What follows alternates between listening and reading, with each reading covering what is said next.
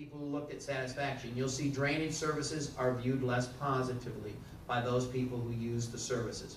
Recreational opportunities have not seen much change. Building inspection has improved significantly. Opportunities for special events has not changed. Opportunities offered at the Harbor District have changed slightly. Opportunities offered in the Historic District have grown, have shown significant improvement also. Comparing other city services, general community safety has stayed the same. Efforts to improve traffic, we were at 49%, we've gone up to 69%, a 20-point jump. Maintenance of neighborhood streets has improved. Major roadways, over 20-point jump. There have been significant gains. Development standards, that continues to improve, showing better satisfaction each time we've presented these questions. And we said support or oppose tax increases to fund additional services. When we go ahead and looked at various services, the items that were most often mentioned, roadway, major roadways, construction-related items, city parks, dog parks, efforts to improve traffic movement, need for intersection lights. That was the items, and it was an open-ended item that generated the most support. However, if you'll note, when we asked this question specifically, 47% said yes, 53% said no. Additionally, if you look at the intensity ratio, those people who were strongly committed to paying those additional numbers were 9%. Those who strongly opposed it were 23%. That's not a good formula to move forward in terms of taxes, because those people who are going to come down here and make the most noise are the people who are most intensely opposed to it. We did have support in one part of the city, very limited. Elsewhere, it did not draw any support. We talked about customer service. Tops to customer were being directed to the correct person. General courtesy of staff responding, that the issue was adequately addressed by that staff member responding. They were least satisfied with follow-up from the city to ensure the issues were addressed at 2.6 to 1, but you'll see that we continue to improve that number. So we've gone from a 1.7 ratio back in 2003 up to a 2.6 ratio in 2011. We talked about various public safety actions. Continuing the Holiday Crime Watch program, you'll note that the ratio has gone down. We were at 98 to 1 in 2008. We're at 98 to 2 in 2011. So there's not been any change, it's just the ratio goes down because of the little more dissatisfaction. Increased patrol of commercial areas, 19 to 1, slightly less important. Increased patrol of neighborhoods, and 15.7. That's gone down a little bit, so there's less of an emphasis. There's still support, there's just not as much support as before. In terms of increased speed enforcement on major roadways, we've gone down with that also. So while we have, the public continues to support it, they were more interested in it previously. Fire services. City's combination of volunteer and paid fire department. Nothing has really changed. People continue to not be very familiar, not be very aware of this service. Community services provided by the department, again, very little amount of knowledge. Response time, very little amount of knowledge. Service levels and cost savings due to the structure of the fire department. There's just, again, every year we've done this survey, people have continued to tell us, whether that's good or bad, that they're just not aware of what the fire department has done and perhaps is doing. In a follow-up question, however, 93% were satisfied with the service and manner in which the fire department was maintained and operated. So although, again, and this was shown in the previous question, from a standpoint of people who have not used the department, there is a very positive feeling and a very good reputation. When you ask them about specific parts of the department, they don't know anything, but they're pleased with it. We talk about sources utilized to gather information about the city. The number one item is local newspapers, followed very closely by water bill inserts, then by word of mouth. The website, the fund guide, and the newsletters. Least popular were basically the Twitter, blogs, city cable channel, Facebook, chamber, city staff, and city council.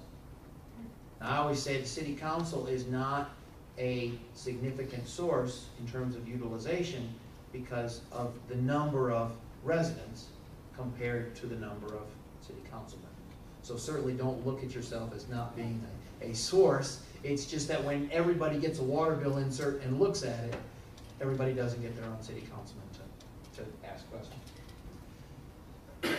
A lot of the questions in the survey focus on the balanced scorecard. Now, we changed the balanced scorecard questions slightly because we've changed some of the balanced scorecards. Public safety continues to be the number one strength, according to residents, followed by commercial development, city staff effectiveness, roads, and road intersections. Okay? So road intersections, only 1%, it was a new item this year, 1% said it was the city's strength. Okay? Then what we did is we say, okay, what are weaknesses?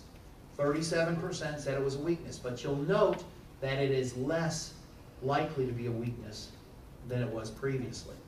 Roadway intersections, a new item, that's still a weakness, but the residents have said we want to continue to focus on those areas. We've noted improvements. We're much more satisfied than previously, but we're not done. Then city staff effectiveness and public safety. Scorecard areas to emphasize. Again, roads, roadway intersections, commercial development, not so much public safety and not so much city staff effectiveness. Areas of information to provide, looking at the same types of questions, city staff effectiveness, commercial development, public safety, roadway intersections. That's where people would like additional information relative to the balanced scorecard area. We asked several questions on the property maintenance code. Increased emphasis on standards has led to positive changes in the city, and that it looks better. Back in 2005, when we asked that question, it was an 82% agreement. This year, it's 87%. I do not believe standards are reasonable and I do not believe that standards are reasonable and necessary. We were at 24% when we first asked the question. We're down to 19, so slight change in that. Property maintenance standards have a positive effect on property values. Very little change. So you continue to see 93%. Increased emphasis makes the city look better. 87%. They're pleased with the manner in which the city has maintained 92%. Back in 2003, it was at 83%. So that statement has shown the most growth in attitudes. Should we change the city's approach to code enforcement? Well, the survey says no. 68% say no. 32% say yes. So it's 2-to-1 in terms of keeping it the way it is. So there are residents who would like to see it changed, but they've noticed that things are positive, they're pleased with it, and they say don't change it. Additional findings about code enforcement. Those most critical of community improvement, in other words, in the past several years, has the community improved, stayed the same, or gotten worse? Those people who felt it got worse were most open to changing the code. So there are some people where there's a correlation in those findings. Middle-aged men and women were most likely to support the city considering changing its approach. Long-term residents were most open to change. So those people who've lived in the city for more than 10 years were most open to a change. In a follow-up question, respondents suggested stricter, quicker enforcement and follow-up, no favoritism, consistency throughout the city, and quit nitpicking, use common sense and better judgment as to how to change the approach. This was another open-ended question. Now, several questions focused on commercial development, retail, finding what they want to buy in Rockwall. 89% said that they agreed that they could find what they wanted to buy in the city. So the agreement ratio was 8-to-1, which is a little bit lower than it was back when we first asked the question in 2008. Agreement ratings were consistent in each year. In a follow-up query, we asked those people, well, what couldn't you buy? Clothing and shoes, furniture, groceries, specialty foods were most often mentioned as unavailable for purchase compared to books, clothing, and shoes back in 2008. Could you find ample entertainment opportunities? 79% said yes, you could. That compared to 78% back in 2008. When we said a follow-up question, what couldn't you do? Concerts, symphony, opera, musical, live theater, clubs, dance, comedy were what people were unavailable to participate in. Then we asked an open-ended question and we said, what 3 retail establishments would you like to see in Rockwall? Well, if you look at the responses, again, we continue to want them all. Macy's, Dillard's, but then Barnes & Noble, Whole Foods Market, Central Market, and Academy Sports. As in 2008, again, a bookstore, specialty food markets, and a mall. In 2008, we generated 208 retail establishments. This year, we went to 234. So people went and saw more retail establishments that they liked and they wanted to see in the city. So there is a wide variety. But there's more of a wide variety for restaurants. You'll see that we generated a list of 344 types of restaurants to go in the city. And we picked up Five Guys, we picked up In-N-Out Burger, we picked up new restaurants that have moved into various areas in the Metroplex. But tops to the list, Olive Garden, Red Lobster, P.F. Chang's, Jason Deli, Pappadeaux's, and Payway. And you note they were pretty similar from 3 years ago.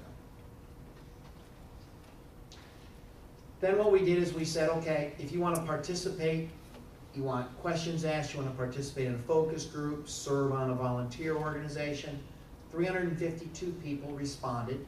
77% wanted to sign up for the electronic newsletter and provided their email address to us. 16% wanted information on a board or commission.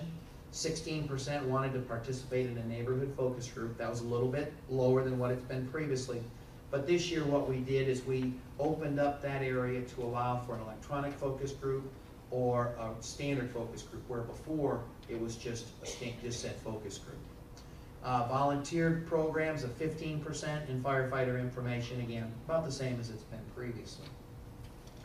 So in closing, residents continue to be satisfied with the quality of life in their city with noted improvements in intensity ratings. We've gone from 32% back in 2003 to 52% in 2011. That's 20 points. That's great. Also, growth in the quality of life improvement ratings. 83% were satisfied with roadway improvements made in the city.